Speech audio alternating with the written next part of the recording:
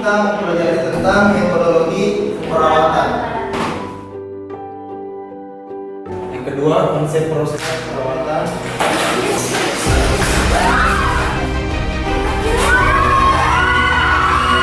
Tenang, jangan panik, keluar lewat jalur evakuasi.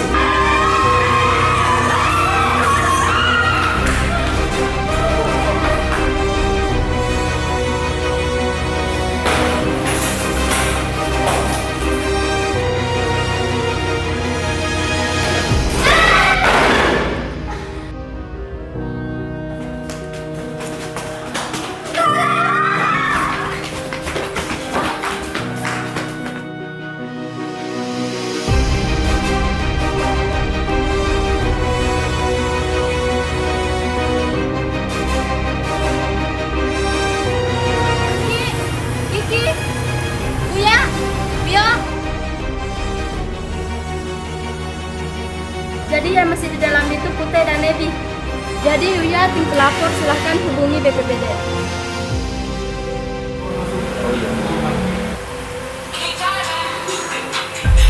Halo, Assalamualaikum. Dengan tim BPBD. Waalaikumsalam.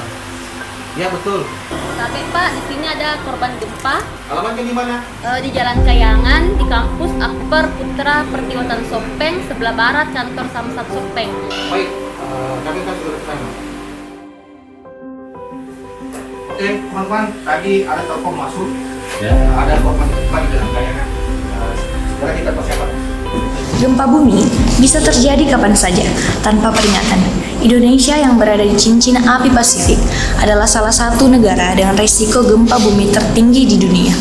Gempa bumi terjadi karena pergeseran lempeng tektonik di bawah permukaan bumi. Ketika tekanan antara lempeng-lempeng itu dilepaskan, getaran besar merambat ke permukaan, menghancurkan jalur apapun yang ada di jalurnya. Namun, kepanikan bukanlah solusi.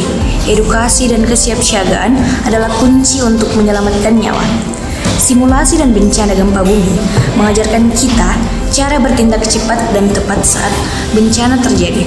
Mulai dari berlindung di bawah meja, melindungi kepala, hingga keluar ke tempat terbuka dengan aman. Apa saja yang harus dilakukan saat gempa bumi terjadi? Yang pertama, jangan panik dan tetap tenang. Dan yang kedua, cari tempat aman untuk berlindung seperti di bawah meja atau di sudut ruangan. Dan yang terakhir, tunggu sampai gempa berhenti sebelum keluar dari tempat berlindung. Dan selanjutnya, apa saja yang harus dilakukan setelah gempa bumi terjadi? Yang pertama, periksa kerusakan yang terjadi pada bangunan atau lingkungan sekitar. Dan yang kedua, cari bantuan jika diperlukan, seperti bantuan medis atau bantuan darurat. Dan yang terakhir, ikuti instruksi dari pihak berwenang atau tim penyelamat.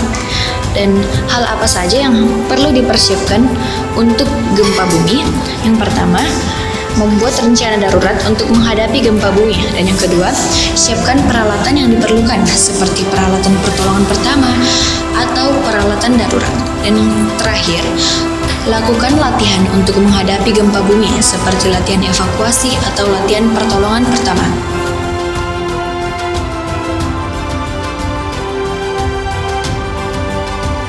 Melalui simulasi ini, kita belajar mengenali jalur evakuasi, titik kumpul, dan pentingnya tetap tenang dalam menghadapi situasi darurat. Jadilah bagian dari masyarakat yang tangguh. Ikuti simulasi, pahami resikonya, dan siapkan dirimu. Karena bencana bisa datang kapan saja, tetapi kita bisa memilih untuk siap menghadapinya. Siap siaga, selamatkan nyawa.